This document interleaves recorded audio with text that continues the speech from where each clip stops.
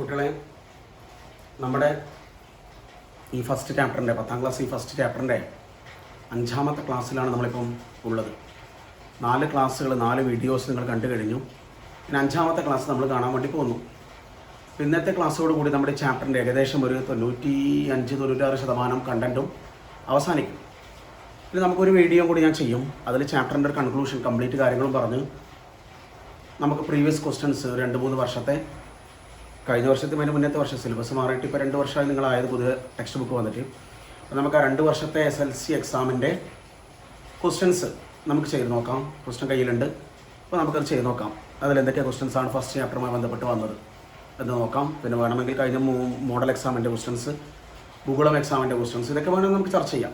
അപ്പം അടുത്ത ക്ലാസ്സിൽ നമ്മൾ ഈ ചാപ്റ്ററിൻ്റെ മുഴുവൻ ക്വസ്റ്റ്യൻസുകളാണ് നമ്മുടെ പ്രീവിയസ് ആയിട്ടുള്ള വർഷങ്ങളിലെ ക്വസ്റ്റ്യൻസുകൾ എന്തൊക്കെയാണ് വന്നത് അതാണ് നമ്മൾ നെക്സ്റ്റ് വീഡിയോയിൽ ലാസ്റ്റ് ക്ലാസ്സിൽ നമ്മൾ ചർച്ച ചെയ്യാം. ഇന്നത്തെ ക്ലാസ്സോട് കൂടി നമ്മുടെ ചാപ്റ്ററിൻ്റെ മെയിൻ കണ്ടൻറ്റ് ഒരു 95% എന്തായാലും കഴിയും. അടുത്ത ക്ലാസ്സിൽ ചാപ്റ്റർ തീരും.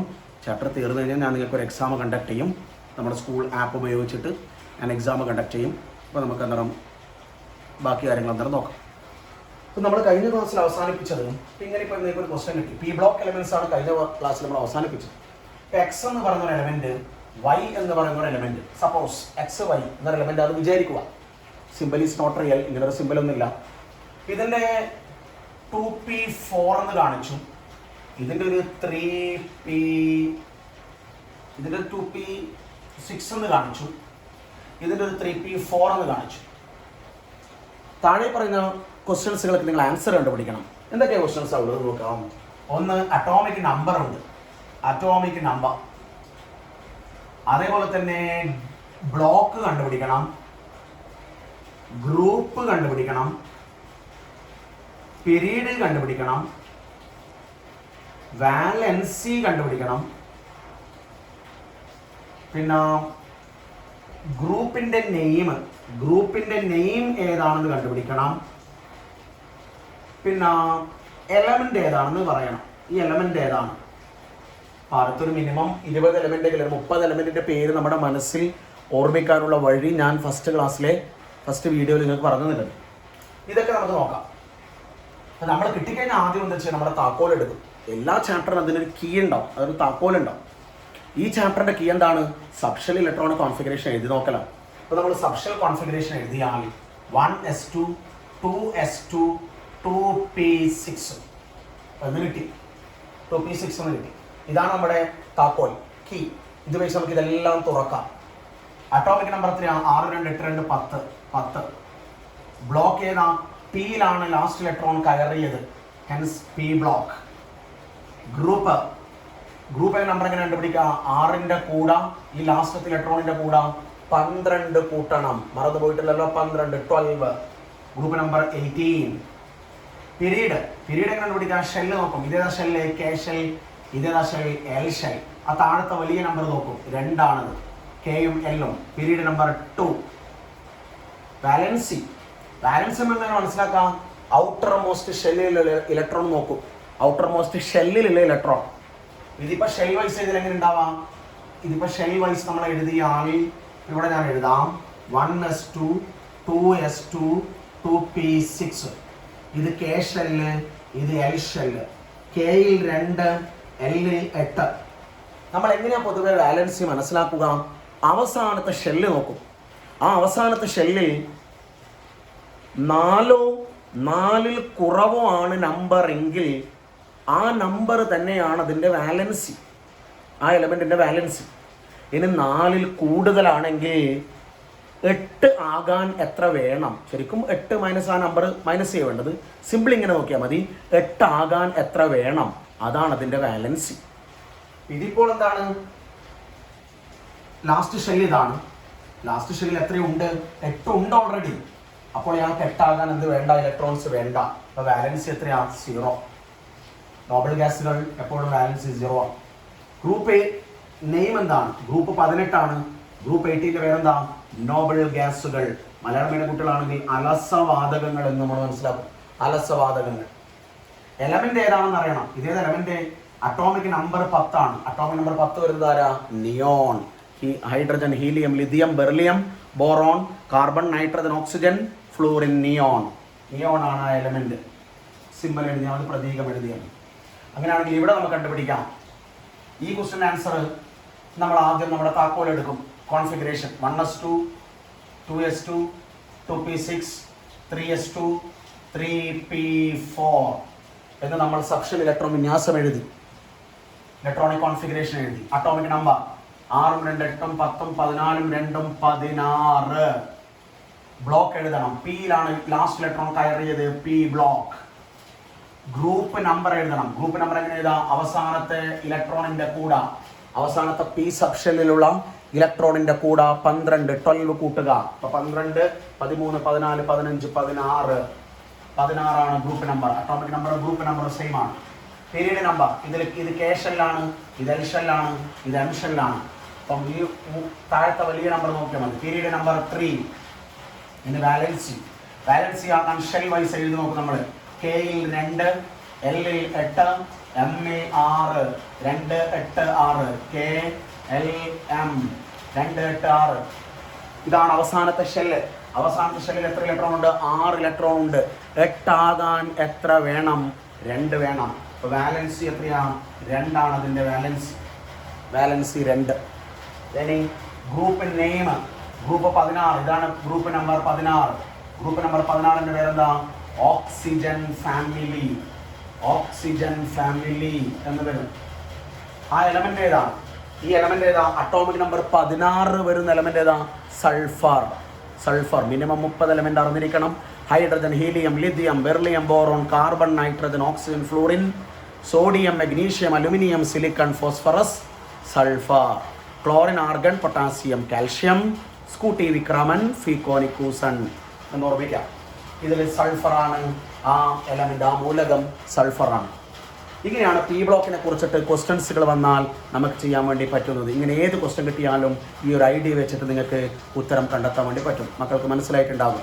ഇനി അടുത്ത വിഷയം നോക്കാം.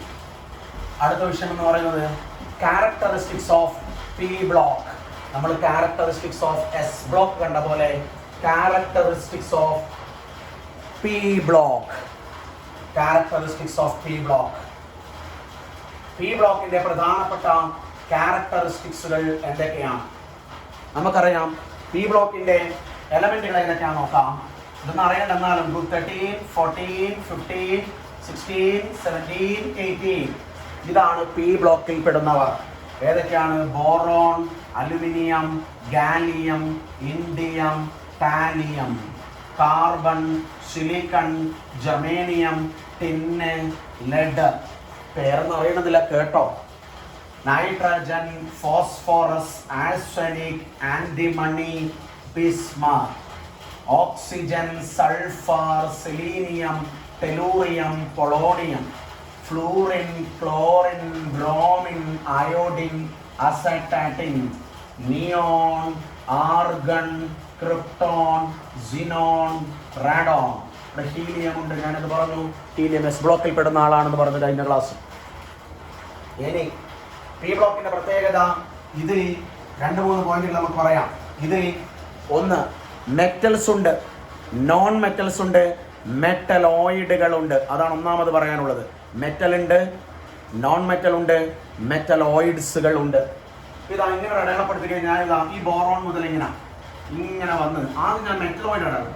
ആദ്യം മെറ്റലോയിഡ്. മെറ്റലോയിഡ് എന്ന് പറയുന്നത് എന്താണ്? They can show both metal and non metallic character. ലോഹ സ്വഭാവവും അലോഹ സ്വഭാവവും ഒരുമിച്ച് കാണിക്കാൻ പറ്റുന്നവരാണ് മെറ്റലോയിഡുകൾ. They can show both metal and non metal character. ഇതിൽ ഈ ഗ്രൂപ്പിൽപ്പെട്ടവരാണ് സിലിക്കണും ജർമേനിയം. ഇതിലാരുമില്ല. ഇതിൽ silicon, germanium, arsenic, antimony, tellurium, polonium, astatine. അത് അടയാളപ്പെടുത്തൽ ഇങ്ങനെ ഉണ്ടാവും, ഇങ്ങനെ വരും, ഇങ്ങനെ വരും. ഈ ഗ്രൂപ്പിൽ ഈ 2 ആൾ. അടുത്ത ഗ്രൂപ്പിൽ ഒരു സ്റ്റെപ്പ് ഇറങ്ങാം, അടുത്ത ഗ്രൂപ്പിൽ ഒരു സ്റ്റെപ്പ് ഇറങ്ങാം, അടുത്ത ഗ്രൂപ്പിൽ ഒരു സ്റ്റെപ്പ് ഇറങ്ങാം. അപ്പോൾ നമുക്ക് എന്ത് കിട്ടും? മെറ്റലോയിഡുകൾക്ക് എക്സാമ്പിൾ ചോദിച്ചാൽ നിങ്ങൾക്ക് പരിചയമുള്ള എലമെന്റ് ആയിട്ട് സിലിക്കൺ എഴുതാം, ജർമേനിയം എഴുതാം. മെറ്റലോയിഡ്. പിന്നെ ഇതാണ് ഈ ബോറോൺ മുതൽ ഇങ്ങനെ ഞാൻ നേരത്തെ അടയാളപ്പെടുത്താൻ പോയത്, ഇങ്ങനെ വരുന്നവർ. ഇവരെല്ലാം നോൺ മെറ്റൽസുകളാണ്. നോൺ മെറ്റലുകളാണ്. നോൺ മെറ്റൽ ചോദിച്ചാൽ നൈട്രജൻ എഴുതാം, ഓക്സിജൻ എഴുതാം, ഫ്ലൂറിൻ എഴുതാം, നിയോൺ എഴുതാം, ക്ലോറിൻ എഴുതാം, സൾഫർ എഴുതാം, കാർബൺ എഴുതാം. ഇവരെല്ലാം നോൺ മെറ്റൽസുകൾക്ക് എക്സാമ്പിളാണ്. ഞാൻ നൈട്രജൻ, ഓക്സിജൻ, ഫ്ലൂറിൻ ഇതൊക്കെ എഴുതി നോൺ മെറ്റൽസുകൾക്ക് എക്സാമ്പിളായി. ഇനി ബാക്കിയാണ് ഈ അലുമിനിയം, ഗാലിയം, ഇൻഡിയം ഇങ്ങനെ വരുന്ന സാധനം. അവരൊക്കെ മെറ്റലുകളാണ്. ഇതൊക്കെ മെറ്റൽസുകളിൽ പെടുന്നവരാണ്. മെറ്റൽസുകൾക്ക് എക്സാമ്പിൾ ചോദിച്ചാൽ ഞാൻ അലുമിനിയം എഴുതും, ഗാലിയം എഴുതാം, ടിൻ എഴുതാം, ലെഡ് എഴുതാം. ഇത് ടിൻ എന്നാ വായിക്കാം, ഇത് ലെഡ് എന്നാണ് വായിക്കാം. ടിന്ന്, ലെഡ് അതൊക്കെ മെറ്റൽസുകൾക്ക് ഉദാഹരണമായിട്ട് നമുക്ക് പറയാം. പി ബ്ലോക്കിൻ്റെ പ്രത്യേകത, പി ബ്ലോക്കിൽ മെറ്റലുകളുണ്ട്, നോൺ മെറ്റൽസുകളുണ്ട്, മെറ്റലോയിഡ്സുകൾ ഉണ്ട്. അതിന് എക്സാമ്പിളാണ് എഴുതിയത്. ഇത് മെറ്റലോയിഡിന് എക്സാമ്പിളാണ്. ഇത് നോൺ മെറ്റൽസുകൾക്ക് എക്സാമ്പിളാണ്. ഇത് മെറ്റൽസുകൾക്ക് എക്സാമ്പിളാണ്. ഇനി പി ബ്ലോക്കിൻ്റെ മറ്റൊരു പ്രത്യേകത, പി ബ്ലോക്കിൽ സോളിഡ് സ്റ്റേറ്റിലുള്ള ആൾക്കാരുണ്ട്, ലിക്വിഡ് സ്റ്റേറ്റിലുള്ള ആൾക്കാരുണ്ട്, ഗ്യാഷ്യസ് സ്റ്റേറ്റിലുള്ള ആൾക്കാരുണ്ട്. സോളിഡ് സ്റ്റേറ്റിലുള്ളവർക്ക് എക്സാമ്പിൾ ചോദിച്ചാൽ നമുക്ക് വേണമെങ്കിൽ അലുമിനിയം എഴുതാം, ടിൻ എഴുതാം. ഇതൊക്കെ സോളിഡ് സ്റ്റേറ്റിലുള്ള ആൾക്കാർക്ക് എക്സാമ്പിളായിട്ട് എഴുതാം. ലിക്വിഡ് സ്റ്റേറ്റിലുള്ള ആൾക്കാർക്ക് പ്രധാനപ്പെട്ട എക്സാമ്പിളാണ് ബ്രോമിൻ. ഈ സാധനം ബ്രോമിൻ, ഗാലിയവും വേണമെങ്കിൽ എഴുതാം. ബ്രോമിനും ഗാലിയവും ഒക്കെ ലിക്വിഡ് സ്റ്റേറ്റിൽ കൺസിഡർ ചെയ്യപ്പെടാം. ഇനി ഗ്യാഷ്യസ് സ്റ്റേറ്റിൽ ചോദിച്ചു കഴിഞ്ഞാൽ നമുക്ക് അറിയുന്നതാണ് ഓക്സിജൻ, നൈട്രജൻ, ഓക്സിജൻ എക്സെട്ര ഇങ്ങനെയുള്ളവരൊക്കെ ഗ്യാഷ്യസ് സ്റ്റേറ്റിൽ പെടുന്നവരാണ്. അപ്പം സോളിഡ് സ്റ്റേറ്റിലുള്ളതും ലിക്വിഡ് സ്റ്റേറ്റിലുള്ളതും ഗ്യാഷ്യസ് സ്റ്റേറ്റിലുള്ളതും ഖരം, ദ്രാവകം, വാതകം ഈ 3 അവസ്ഥകളിലും എലമെൻറ്റുകൾ കാണപ്പെടുന്നൊരു ഗ്രൂപ്പാണ് പി ബ്ലോക്ക് എന്ന് പറയുന്നത്. ഇതൊക്കെയാണ് പി ബ്ലോക്ക് എലമെൻസിൻ്റെ പ്രധാനപ്പെട്ട ടെക്സ്റ്റ് ബുക്ക് മെൻഷൻ ചെയ്ത ഇമ്പോർട്ടൻ്റ് ആയിട്ടുള്ള ക്യാരക്ടറിസ്റ്റിക്സ്. പി ബ്ലോക്ക് എന്ന് പറയുന്ന ഭാഗം അവസാനിക്കുന്നു. ഇനി നമുക്ക് ഏതിലേക്ക് കടക്കണം? ഡി ബ്ലോക്കിലേക്ക് കടക്കണം. അതുപോലെ ശ്രദ്ധിക്കണം മക്കൾ. ഇന്നത്തെ ക്ലാസ് വെരി ഇമ്പോർട്ടൻ്റ് ഒന്നാണ്. എക്സാമിൽ ഏറ്റവും കൂടുതൽ ചോദ്യം വരുന്ന ഏരിയയാണ് ഡി ബ്ലോക്ക് എലമെൻറ്റ്സ് എന്ന് പറയുന്ന സാധനം. ഡി ബ്ലോക്ക് എലമെൻറ്റ്സ് ഏറ്റവും കൂടുതൽ വെരി ഇമ്പോർട്ടൻ്റ് ഏരിയ ആണ്. D block elements very important area ആണ്. ഡി ബ്ലോക്ക് എലമെൻസുകൾ നമുക്കറിയാം. ആരെയാണ് ഡി ബ്ലോക്ക് എലമെൻസ് എന്ന് വിളിക്കുന്നത്? പീരിയോഡിക് ടേബിളിൽ ഗ്രൂപ്പ് 3 മുതൽ ഗ്രൂപ്പ് 12 വരെയുള്ളത്. ഗ്രൂപ്പ് 1 to 2 എസ് ബ്ലോക്ക് ആണ്. ഗ്രൂപ്പ് 13 to 18 പി ബ്ലോക്ക് ആണ്. ഇത് നമ്മൾ ഓൾറെഡി പഠിച്ചു കഴിഞ്ഞു. ഇനി പറയുന്നത് ഗ്രൂപ്പ് 3 to 12 ഡി ബ്ലോക്ക് ആണ്. അതാണ് നമ്മളിപ്പം പറയാൻ വേണ്ടി പോകുന്നത്. നമുക്ക് കിടക്കാം. ഗ്രൂപ്പ് 3 to 12 അതായത് periodic table S block. Periodic ടേബിളുകൾ കണ്ടിട്ടുണ്ടാകും. എസ് ബ്ലോക്കിൻ്റെയും പി ബ്ലോക്കിൻ്റെയും ഇടയിൽ വരുന്ന ഒരു ബ്രിഡ്ജ്, ഒരു പാലം. എസ് ബ്ലോക്കിനെയും പി ബ്ലോക്കിനെയും കണക്ട് ചെയ്യുന്ന ഒരു പാലമുണ്ട്. ആ പാലമാണ് ഡി ബ്ലോക്ക് എന്നറിയപ്പെടുന്നത്. ഡി ബ്ലോക്ക് എലമെന്റ്സിനെ വിളിക്കുന്ന മറ്റൊരു പേരാണ് ട്രാൻസിഷൻ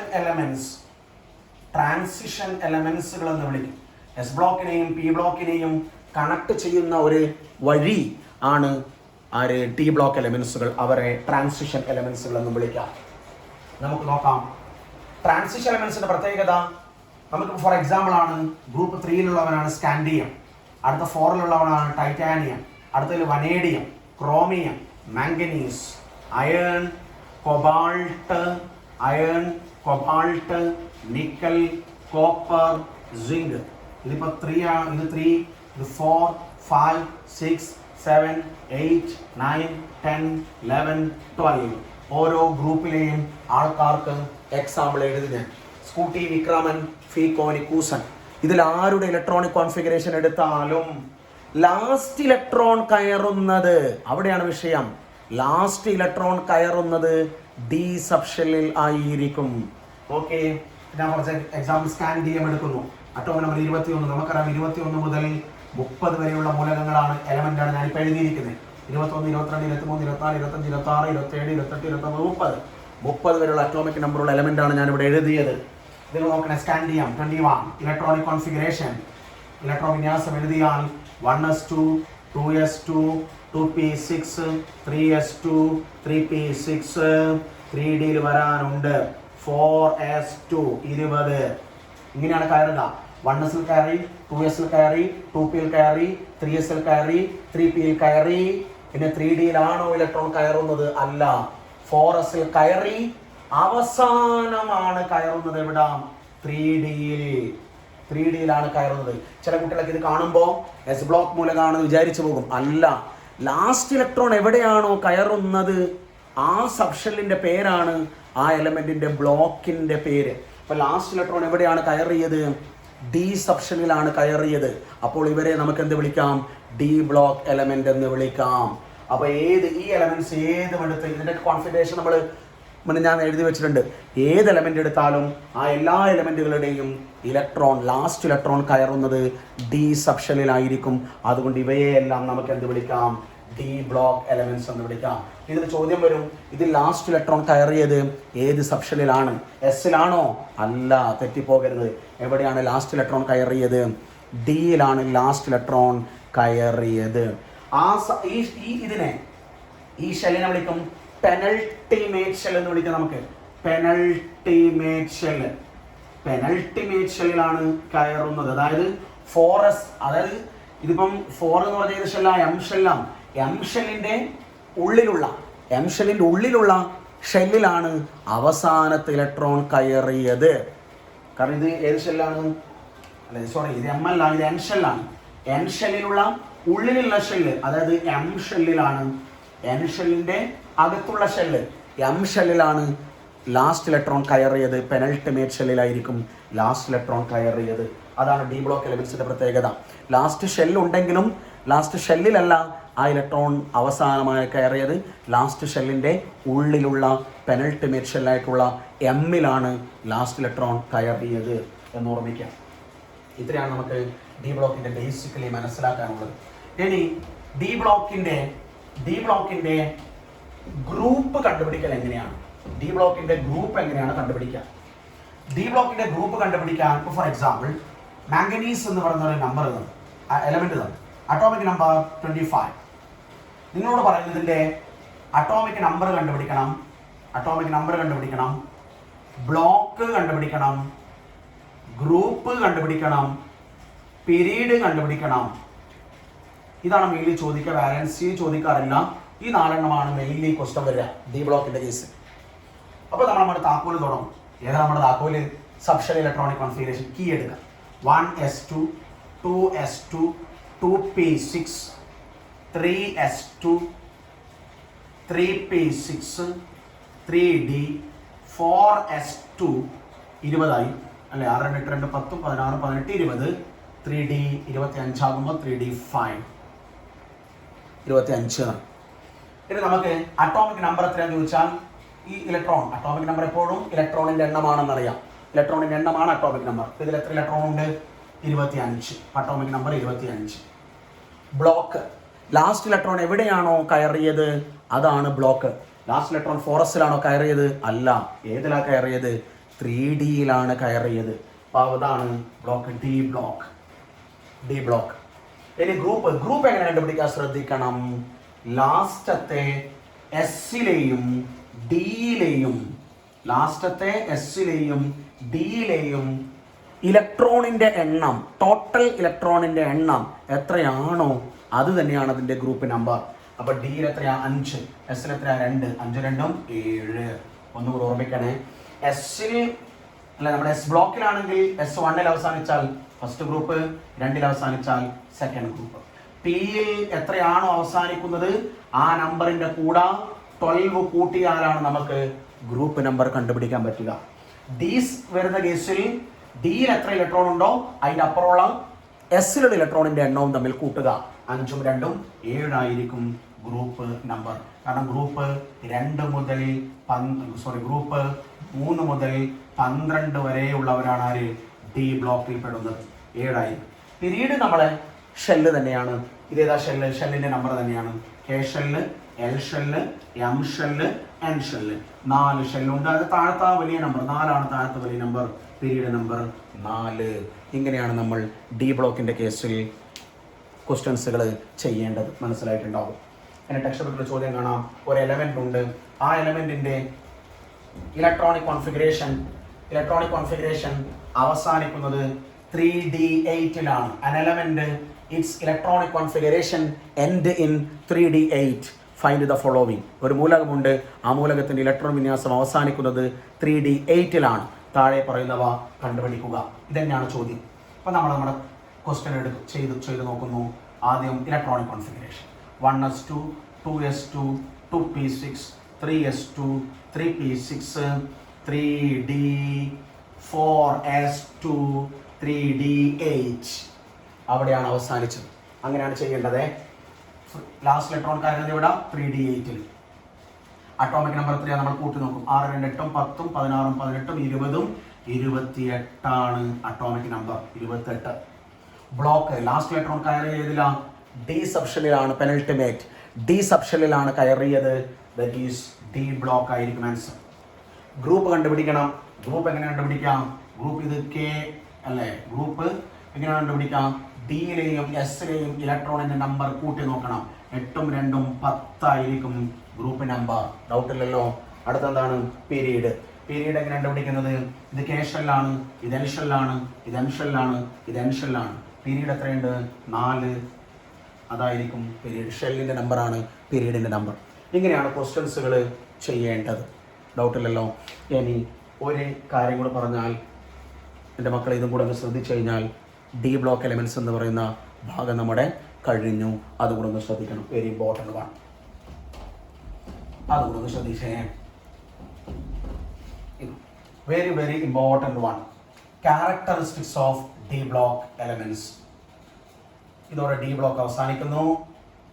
വെരി ഇമ്പോർട്ടൻ്റ് വൺ ആണ് ക്യാരക്ടറിസ്റ്റിക്. ഇവിടെ നിന്ന് എപ്പോഴും ക്വസ്റ്റ്യൻസ് വരാറുണ്ട്.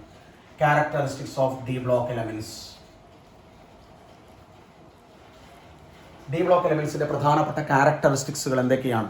ഒരു 4 ക്യാരക്ടറിസ്റ്റിക്സ് നമുക്ക് പറയാം. ഒന്നെന്താണ്? All are metals.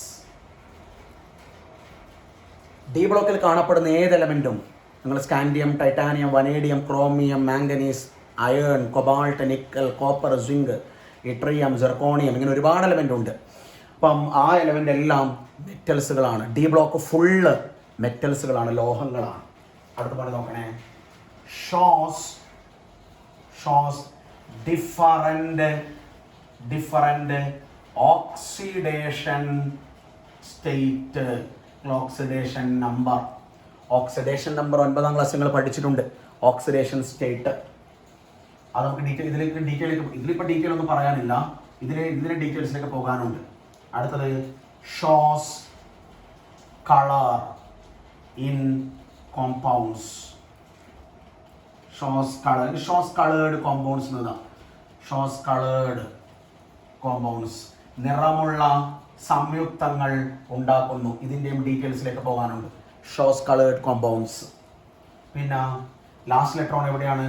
പെനൽറ്റിമേറ്റ് ഷെല്ലിലാണ്. ഉള്ളിലുള്ള ഷെല്ലിലാണ് ലാസ്റ്റ് ഇലക്ട്രോൺ എൻ്റർ ചെയ്യുന്നത്. പെനൽറ്റിമേറ്റ് ആയിട്ടുള്ള ഷെല്ലുകളിലാണ് ഇലക്ട്രോൺസുകൾ അവസാനം കയറുന്നത്. പുറത്തെ ഷെല്ലിലല്ല, പുറത്തതിൻ്റെ ഉള്ളിലുള്ള ഷെല്ലിലാണ് ലാസ്റ്റ് ഇലക്ട്രോൺ കയറുന്നത്.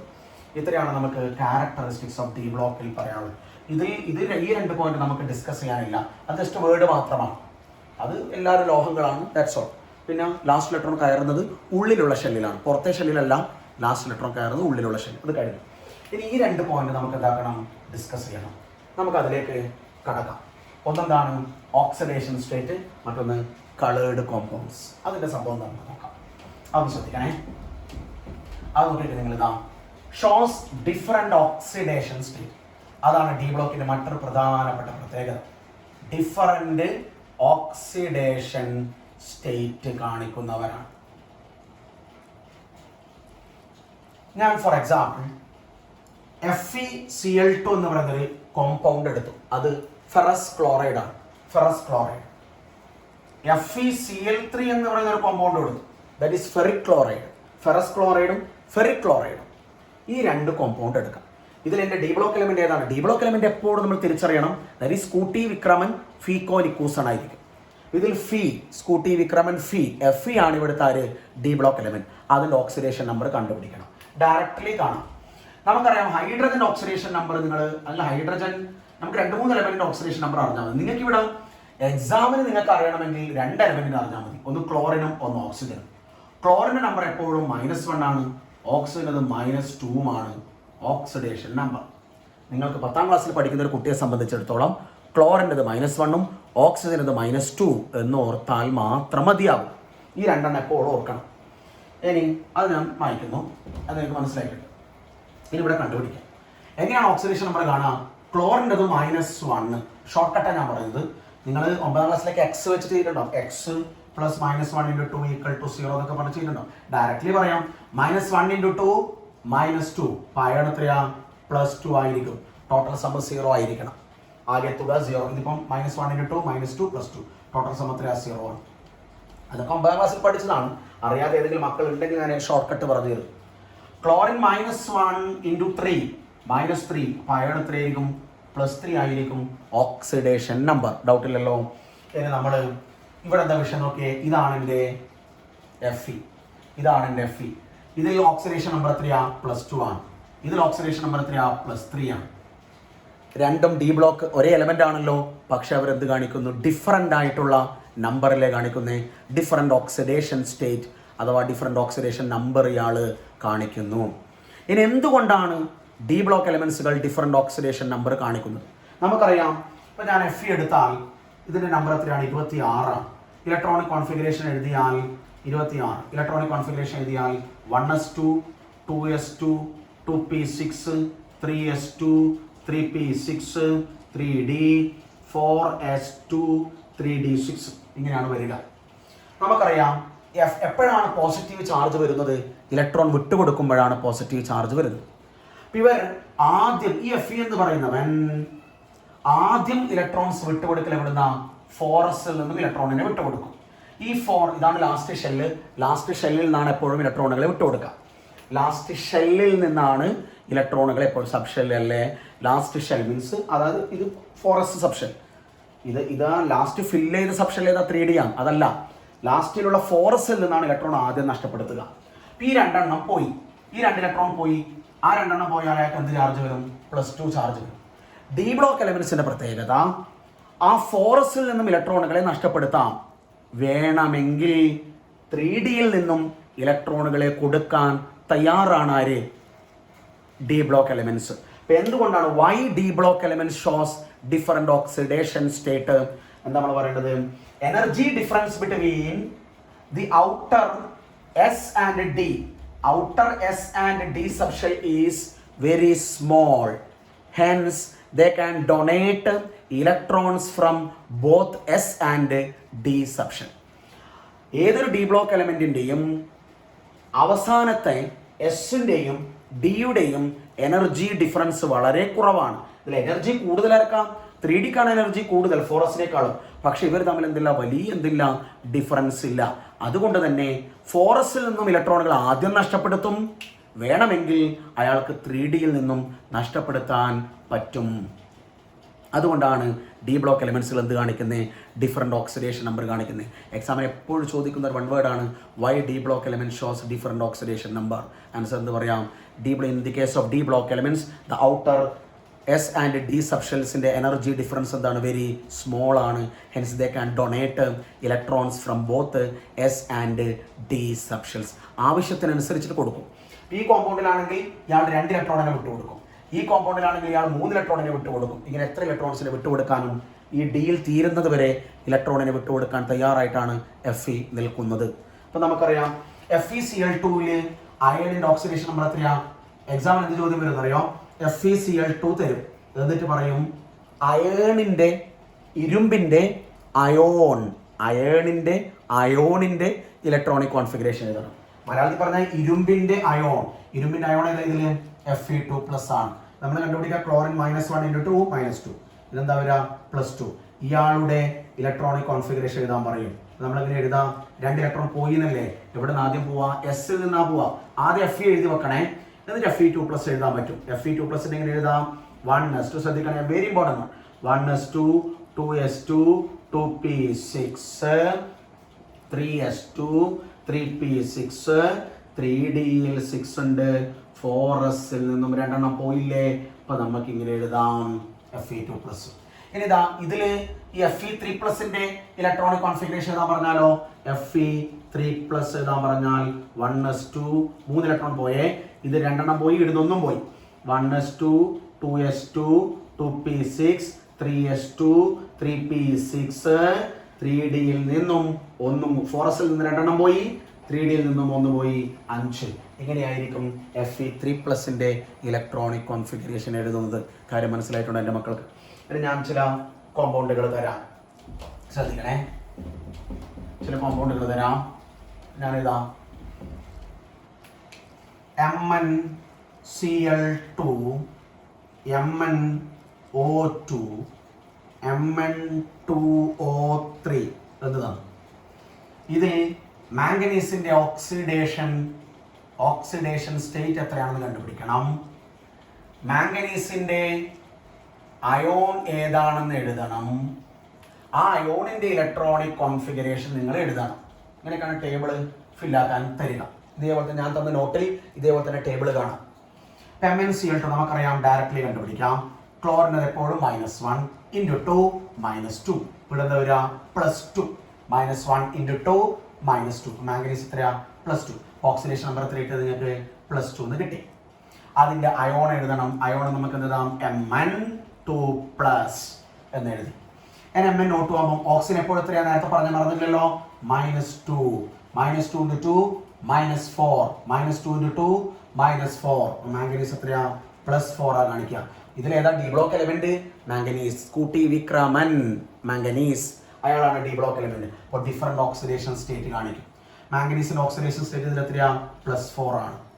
Mn2O3 ആകുമ്പോൾ അത് ശ്രദ്ധിക്കണേ. Mn2O3 യുടെ Mn2 ഉണ്ട് -2 × 3 -6.